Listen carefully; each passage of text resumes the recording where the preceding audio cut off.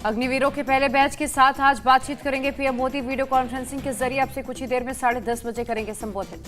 PM Modi तीनों सेना के अग्निवीरों को करेंगे संबोधित। थल सेना, वायुसेना और नौसेना के सभी ट्रेनिंग सेंटर से जुड़ेंगे अग्निवीर। राष्ट्रीय कार्यकारिणी के दौरान आज दिल्ली में रोड शो करेगी बीजेपी। पीएम मोदी को सम्मानित करने के लिए होगा रोड शो। संसद मार्ग से एनडीएमसी कन्वेंशन सेंटर तक हो सकता है बीजेपी का रोड शो। फिलहाल पूरे रूट और टाइम का खुलासा नहीं। पुलिस सूत्रों के मुताबिक दोपहर 2:30 बजे से शाम 5 बजे तक हो सकता है रोड शो। दिल्ली में आज बीजेपी राष्ट्रीय कार्यकारिणी की शुरू होगी बैठक। 2 दिन चलेगी ये बैठक। 2023 में 9 राज्यों में होने वाले चुनाव पर चिंतन करेगी पार्टी। बीजेपी मुख्यालय में सुबह 10 बजे से होगी राष्ट्रीय पदाधिकारियों की बैठक। शाम 4 बजे से एनडीएमसी कन्वेंशन सेंटर में शुरू होगी राष्ट्रीय कार्यकारिणी की बैठक। राष्ट्रीय कार्यकारिणी में पीएम मोदी, 35 केंद्रीय मंत्री, 12 मुख्यमंत्री, 5 उप मुख्यमंत्री और 19 पूर्व मुख्यमंत्री होंगे शामिल। कार्यकारिणी के दौरान एक प्रदर्शनी भी लगाई जाएगी। उत्तराखंड के जोशीमठ लैंडस्लाइडिंग संकट को लेकर आज सुप्रीम कोर्ट में होगी सुनवाई। याचिका में राष्ट्रीय आपदा घोषित करने के लिए अदालत के हस्तक्षेप की मांग। जोशीमठ के मकानों में दरार पड़ने का सिलसिला लगातार जारी। कई नए मकानों और होटल्स में भी दिखने लगी दरार। पीएमओ के उप सचिव ने जोशीमठ आपदा में प्रभावित क्षेत्र का निरीक्षण किया। करीब 1 घंटे तक हालात का लिया जायजा। आपदा प्रबंधन सचिव का बयान, जोशीमठ में आई दरारों में हुई बढ़ोतरी, सभी को सतर्क रहने की हिदायत दी। आज राजनीतिक दलों को रिमोट वोटिंग मशीन का डेमो देगा चुनाव आयोग। सभी दलों को दिल्ली के कॉन्स्टिट्यूशन क्लब में किया है आमंत्रित। चुनाव आयोग राजनीतिक दलों को नई वोटिंग मशीन का टेक्निकल प्रेजेंटेशन देगा। प्रवासियों को मतदान केंद्रों पर पहुंचाए बिना मतदान करने में सक्षम बनाएगी मशीन। रिमोट वोटिंग मशीन पर चुनाव आयोग के प्रस्ताव का विरोध करेंगे विपक्षी दल। कांग्रेस की पहल पर 16 विपक्षी पार्टियों में बनी सहमति। चुनाव आयोग के आरवीएम पर प्रेजेंटेशन से पहले विपक्षी दलों की बैठक। आम राय बनाने के लिए दिग्विजय सिंह की अध्यक्षता में बैठक हुई। बैठक के बाद बोले दिग्विजय सिंह, चुनाव आयोग की बैठक में रिमोट वोटिंग मशीन का विरोध करने पर बनी सहमति। आरजेडी नेता मनोज झा का बयान, 16 जनवरी को चुनाव आयोग की मीटिंग में जरूर हिस्सा लेंगे, सारे सवाल पूछे जाएंगे। लेफ्ट नेता डी राजा ने कहा, रिमोट वोटिंग मशीन पर चुनाव आयोग एक तरफा फैसला नहीं ले सकता। कर्नाटक में आज कांग्रेस महासचिव प्रियंका गांधी वाड्रा की रैली। बेंगलुरु के पैलेस मैदान में रैली का आयोजन। कांग्रेस अध्यक्ष मल्लिकार्जुन खड़गे भी मौजूद हैं। कर्नाटक की रैली में विधानसभा चुनाव को लेकर बड़ा ऐलान कर सकती हैं प्रियंका। महिलाओं को लेकर वादे की घोषणा करने की संभावना। प्रियंका गांधी के 2024 चुनाव की बागडोर संभालने के सवाल पर बोले रॉबर्ट वाड्रा, अगर प्रियंका चुनाव लड़ेंगी तो मुझे खुशी होगी। राहुल गांधी को पीएम का चेहरा बनाने के सवाल पर रॉबर्ट वाड्रा ने कहा, पार्टी जो चाहेगी वो होगा।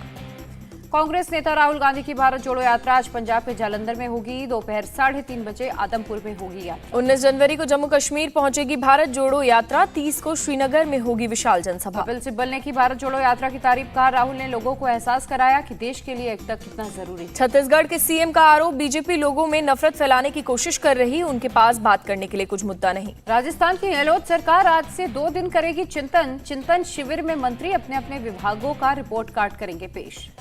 गहलोत सरकार के चिंतन शिविर में पिछले 4 साल की बजट घोषणाओं की भी समीक्षा होगी। जन घोषणा पत्र के इम्प्लीमेंटेशन पर होगी चर्चा। राजस्थान के नागौर में सचिन पायलट आज से शुरू करेंगे जनसंपर्क अभियान। जाट बहुल इलाकों में करेंगे जनसभा। आज से दिल्ली विधानसभा का सत्र होगा शुरू। एलजी और आम आदमी पार्टी की तकरार और मेयर चुनाव विवाद के चलते हंगामेदार हो सकता है सत्र। स्विट्जरलैंड के दावोस में आज से वर्ल्ड इकोनॉमिक फोरम की बैठक हुई शुरू। भारत सहित दुनिया भर के नेता 20 जनवरी तक आर्थिक मुद्दों पर करेंगे चर्चा। WEF की बैठक की इस बार theme cooperation in a fragmented world होगी। यूक्रेन संकट, वैश्विक मुद्रास्फीति, जलवायु परिवर्तन जैसे मुद्दों पर भी चर्चा की संभावना। महाराष्ट्र के CM Eknath Shinde world economic forum की बैठक में लेंगे हिस्सा। रविवार की रात दावोस के लिए रवाना। दावोस रवाना होने से पहले सीएम एकनाथ शिंदे ने दिखाया बल्लेबाजी का दम। ठाणे में थम्बी नाके पर लोगों के साथ खेला क्रिकेट। रामचरितमानस पर टिप्पणी करने वाले बिहार के शिक्षा मंत्री का पुराना बयान वायरल। कहा, मोहब्बत और ईमान का पैगाम देने वाले अकेला इस्लाम है। बीजेपी नेता कपिल मिश्रा ने वीडियो शेयर कर कसा तंज। कहा, सिर्फ हिंदुओं को गाली देना एजेंडा। जेडीयू विधायक संजीव कुमार ने किया शिक्षा मंत्री चंद्रशेखर पर हमला। कहा, उनकी मानसिक स्थिति ठीक नहीं, या तो सामने आकर माफी मांगे या बन जाए मुसलमान। बिहार के शिक्षा मंत्री ने अपने बयान को वापस लेने से किया इनकार। खुद को बताया कट्टर हिंदू। बिहार के डिप्टी सीएम तेजस्वी यादव ने अपने मंत्री चंद्रशेखर का किया बचाव। कहा, देश का संविधान सबको अपनी बात रखने की आजादी देता है। नेपाल के पोखरा में हुए प्लेन क्रैश में सभी 72 लोगों की मौत। मृतकों में 5 भारतीय भी शामिल। नेपाल सरकार ने प्लेन हादसे के कारणों की जांच के लिए 5 सदस्यीय कमेटी का गठन किया। 1 दिन के राष्ट्रीय शोक का ऐलान। नेपाल विमान दुर्घटना में तलाशी अभियान आज भी रहेगा जारी। शवों को निकाला जाना बाकी। यति एयरलाइंस के विमान में सवार थे 14 विदेशी यात्री, 5 भारतीय और 4 रूसी नागरिक भी शामिल थे। हादसे पर नेपाल अथॉरिटी ने दी जानकारी। मौसम की खराबी नहीं, तकनीकी खराबी की वजह से प्लेन क्रैश। नेपाल प्लेन हादसे का एक वीडियो आया सामने। प्लेन में मौजूद एक भारतीय युवक सोनू कर रहा था फेसबुक लाइव। 25 सेकंड के वीडियो में प्लेन में अचानक आग लगते दिखा, धमाका और लोगों की चीख पुकार भी सुनाई दी। मृतकों में शामिल 4 लोग गाजीपुर के रहने वाले थे। विशाल, सोनू, अनिल और अभिषेक की मौत हुई। पीएम मोदी ने नेपाल में विमान दुर्घटना पर गहरा दुख जताया, कहा सभी परिवारों के साथ हमारी संवेदना। केंद्रीय मंत्री अश्विनी चौबे के काफिले की गाड़ी पलटी, बाल बाल बचे अश्विनी चौबे। बक्सर से पटना लौटते समय हुआ हादसा, 4 पुलिसकर्मी हुए घायल। घायलों को पटना एम्स किया गया रेफर। 2 पुलिसकर्मियों को लगी ज्यादा चोट। ज्ञानवापी केस में अखिलेश ओवैसी के खिलाफ आज वाराणसी कोर्ट में होगी सुनवाई। हिंदू धर्मावलंबियों को ठेस पहुंचाने के आरोप में मुकदमा दर्ज करने की है मांग। भोपाल में आज से शुरू होगी G20 की अहम बैठक। सीएम शिवराज सिंह चौहान उद्घाटन समारोह में होंगे मौजूद। 150 से ज्यादा प्रतिनिधि होंगे शामिल।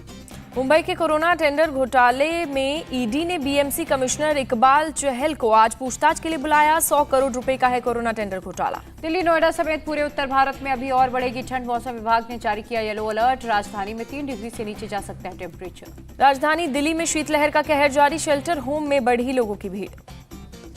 उत्तर भारत में ठंड और कोहरे का रेल सेवा पर भी असर। उत्तरी रेलवे की 13 ट्रेनें देरी से चल रही। दिल्ली रेलवे स्टेशन पर यात्रियों की बढ़ी परेशानी, कड़ाके की सर्दी में करना पड़ रहा है ट्रेनों का इंतजार। दिल्ली में कड़ाके की ठंड के बीच 26 जनवरी की परेड की तैयारी। जवानों ने सुबह सुबह किया full dress rehearsal. Mount Abu में सर्दी का सितम, फ्रीजिंग पॉइंट से नीचे पहुंचा पारा। दिल्ली एनसीआर से कंस्ट्रक्शन पर लगी रोक हटी। एयर क्वालिटी सुधरते ही हटे जीआरएपी के प्रतिबंध। गुरुग्राम में गो रक्षकों ने पीछा करके गो तस्कर को पकड़ा, 1 गिरफ्तार, 5 भागने में कामयाब। एक वैन में 3 गाय लेकर जा रहे थे गौ तस्कर। गुरुग्राम सब्जी मंडी से चुराई गई थी 3 गाय। गो तस्करों ने पीछा कर रहे हैं गो रक्षकों पर किया हमला, 100 से ज्यादा पत्थर फेंके। गुरुग्राम सेक्टर 9 में अंडर कंस्ट्रक्शन रोपवे पर फंस गई तस्करों की वैन। शाहिद नाम का एक तस्कर पकड़ा गया। दिल्ली पुलिस के हेड कांस्टेबल सुनील की बहादुरी से चेन स्नैचर्स गिरफ्तार। प्रेमनगर इलाके में सुनील ने बाइक से पीछा कर 2 चेन स्नैचर को पकड़ा। चोरों के पास से चोरी की स्कूटी और मोबाइल फोन बरामद। सीसीटीवी में कैद हुई चेन स्नैचर को पकड़ने की पूरी घटना। पंजाब के फरीदकोट में बंदूक की नोक पर मेडिकल शॉप से 40,000 की लूट। सीसीटीवी में कैद हुई लूट की वारदात। गुजरात में सरकारी बुलडोजर का एक्शन। कच्छ के खावड़ा में अवैध मदरसों और कमर्शियल इमारतों पर चला बुलडोजर।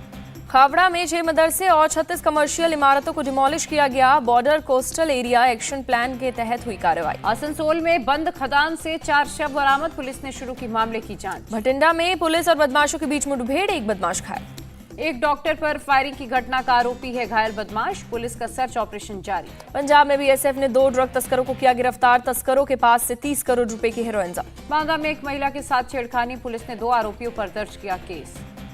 ग्रेटर नोएडा वेस्ट में पत्नी ने प्रेमी के साथ मिलकर की पति की हत्या, प्रेमी गिरफ्तार। यूपी में बरेली में 3 व्यक्ति की हत्या का मामला। 18 नामजद और 18 अज्ञात लोगों पर केस दर्ज किया। नोएडा पुलिस ने 45 लाख कीमत के अवैध शराब जब्त किए, तस्कर गिरफ्तार।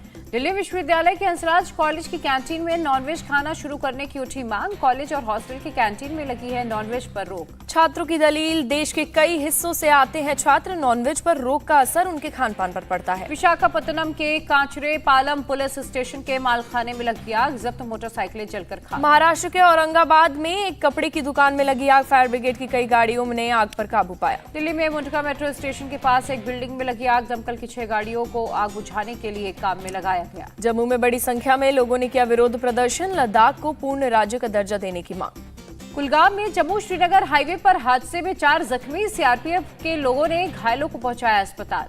बेंगलुरु के नजदीक आदियोगी की 112 फुट ऊंची प्रतिमा का उद्घाटन, मुख्यमंत्री बसवराज बोम्मई की रहे मौजूद। 24 परगना के बांसवाड़ा पहुंचे राज्य बीजेपी अध्यक्ष सुकांता मजुमदार। गंगा आरती में शामिल हुए। गंगा सागर में भीड़ बढ़ने से खुली इंतजामों की पोल, लोगों ने प्रशासन के खिलाफ की नारेबाजी।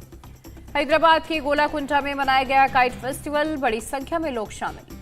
सूरत के काइट फेस्टिवल के दौरान चाइनीज मांझे में फंसकर कई परिंदों की मौत। बर्ड लवर्स ने 100 से ज्यादा परिंदों को किया रेस्क्यू।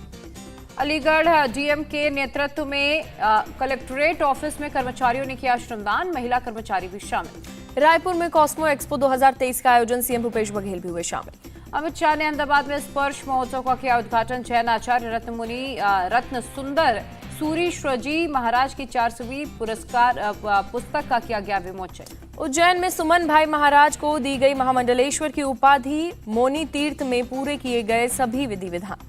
तमिलनाडु के पारामेडु में जल्लीकट्टी का उत्साह। अपने बैलों के साथ लोग तैयार। गया के भूटान बुद्धिस्ट मॉनेस्ट्री से पारंपरिक डांस म्यूजिक का आयोजन किया गया। विश्व की शांति के लिए की प्रार्थना। अमित शाह के गुजरात दौरे का आज दूसरा दिन। गांधीनगर में विभिन्न विकास परियोजनाओं का उद्घाटन और शिलान्यास करेंगे। नरेंद्र मोदी 2024 में एक बार फिर पीएम चुने जाएंगे, गृह मंत्री अमित शाह का दावा। अमित शाह ने कहा, गुजरात चुनाव के परिणाम ने इस बात को साबित किया, केवल गुजरात नहीं पूरे देश के लिए अहम था ये चुनाव। ममता बनर्जी पर अमर्त्य सेन के बयान पर धर्मेंद्र प्रधान ने कहा, लोकतंत्र में विचार रखने के लिए सभी स्वतंत्र। धर्मेंद्र प्रधान ने कहा, भारत में पीएम के लिए कोई वैकेंसी नहीं। पिछले 2 कार्यालय से पीएम मोदी पर जनता का भरोसा कायम। पीएम मोदी के नेतृत्व में अयोध्या में राम मंदिर का निर्माण देश के लिए गर्व की बात। उत्तराखंड के सीएम का बयान। एमपी के सीएम शिवराज सिंह चौहान के हेलीकॉप्टर की इमरजेंसी लैंडिंग। चुनाव दौरे पर मनावर से धार जा रहे थे। रक्षा मंत्री का बयान, अटल जी की सरकार हो या मोदी जी की, किसी मीडिया हाउस पर पाबंदी नहीं लगी, अभिव्यक्ति की आजादी को नहीं छीना। रक्षा मंत्री राजनाथ सिंह का बयान, भारतीय सेना ने वेस्टर्न और नॉर्दर्न बॉर्डर की हर चुनौती का सामना किया, आगे भी करते रहे। देश को मिली 8वीं वंदे भारत ट्रेन। पीएम मोदी ने दिखाई हरी झंडी। सिकंदराबाद से विशाखापट्टनम तक चलेगी ट्रेन। पीएम ने कहा, वंदे भारत ट्रेन नए भारत के सामर्थ्य का प्रतीक। 8 साल पहले लोगों ने मान लिया था, रेलवे में सुधार संभव। वंदे भारत एक्सप्रेस को लेकर बोले रेल मंत्री अश्विनी वैष्णव, ट्रेन की आवाज हेलीकॉप्टर से 100 गुना कम, ये गर्व की बात। राष्ट्र का विकास और रेलवे राजनीति से ऊपर, रेल मंत्री अश्विनी वैष्णव का बयान। अश्विनी वैष्णव ने कहा, तेलंगाना में रेलवे के विकास के लिए पीएम मोदी ने 3,500 करोड़ प्रस्तावित किए। उधमपुर में 75वां सेना दिवस कार्यक्रम का आयोजन किया गया। स्थानीय लोगों में दिखा उत्साह। मेड इन इंडिया प्रचंड लड़ाकू हेलीकॉप्टर सेना के लिए वरदान। युद्ध अभ्यास में शामिल पायलट का बयान। विंटर सीजन में भी एलओसी पर जवान मुस्तैद। सुरक्षा व्यवस्था है चुस्त दुरुस्त। मेजर जनरल अजय चांदपुरिया का बयान।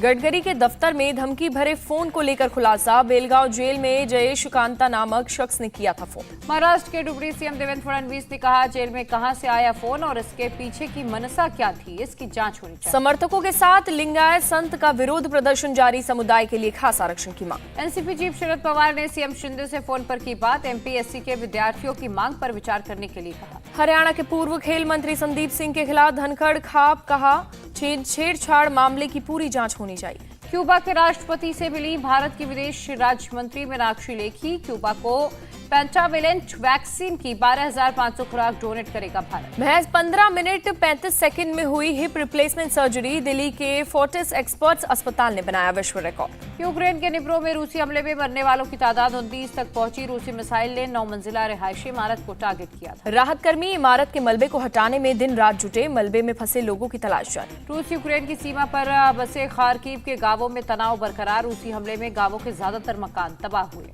यूक्रेन से सामने आई दर्दनाक तस्वीरें। चेनरीहीव के अस्पताल में घायल युवा सैनिक की सेवा कर रहे हैं उसके बुजुर्ग पिता। भूकंप के झटके से कांपा इंडोनेशिया। रिक्टर स्केल पर तीव्रता 6.1 मापी गई।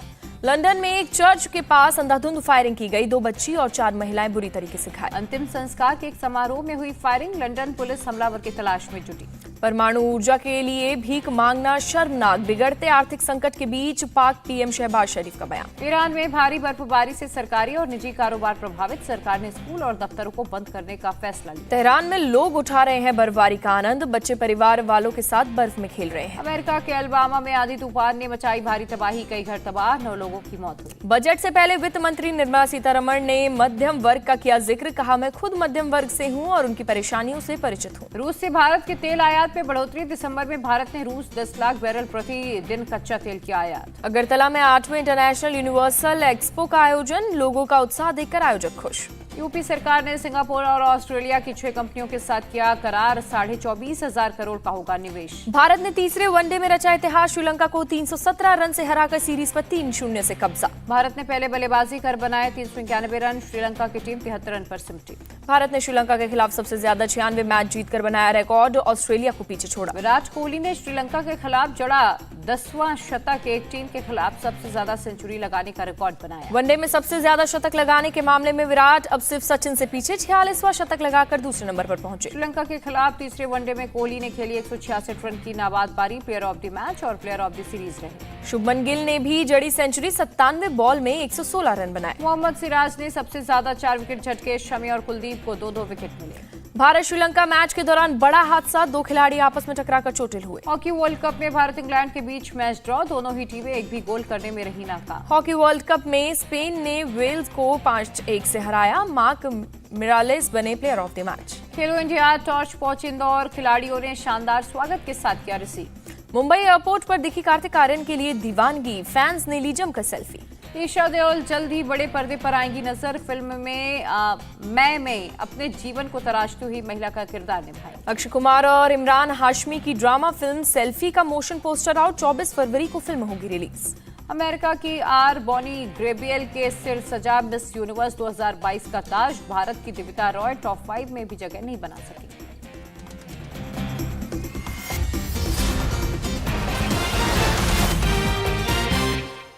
इंडिया टीवी हर वक्त हर जगह डाउनलोड करने के लिए सर्च करें India TV news Google play store या ऐप स्टोर पर।